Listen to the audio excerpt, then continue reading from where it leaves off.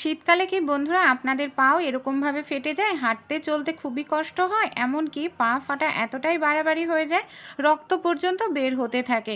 তাই খুব সহজেই আমরা ঘরোয়া কিছু উপায়ে কিন্তু পা ফাটার থেকে চিরমুক্তি পেতে পারি, আমাদের পাটা পায়ের গোড়ালিটা একেবারে নরম কোমল করে ফেলতে পারি।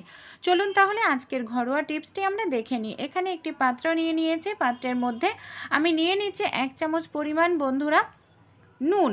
যে নুন আমরা খেয়ে থাকি রান্নায় সেই নুন নিয়ে নিলাম।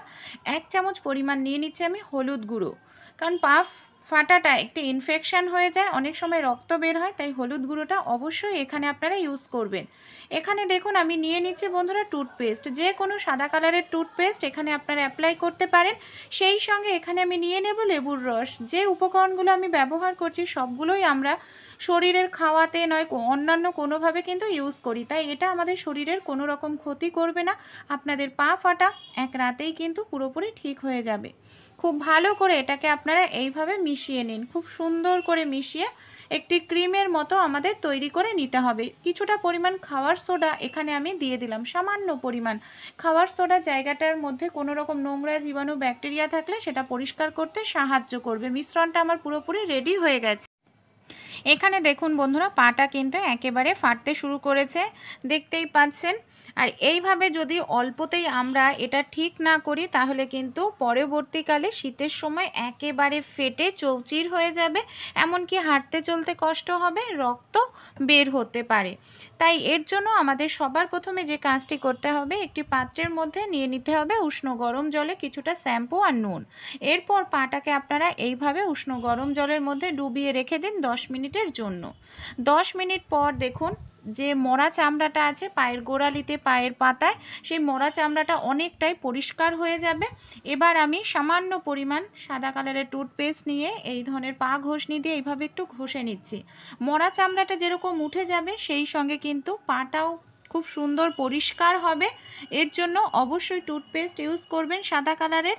আর এখানে যেহেতু নুন জলে ভিজিয়ে রেখেছিলাম পাটা, তাই কোনো রকম কিন্তু ইনফেকশন থাকলে নুনের কারণে সেটাও কেটে যাবে। এইভাবে কিছু সময় ডলে নেওয়ার পর পাটাকে আপনারা খুব ভালো করে বন্ধুরা মুছে নিন। এবার আমরা যে মিশ্রণটা তৈরি করেছিলাম বন্ধুরা, সেই মিশ্রণটাকে আমি খুব ভালো করে লাগিয়ে নেব। দেখুন পায়ের গোড়ালি থেকে পায়ের পাতা পর্যন্ত পুরোটা অংশই আমাদের খুব ভালো করে এইভাবে লাগিয়ে নিতে হবে।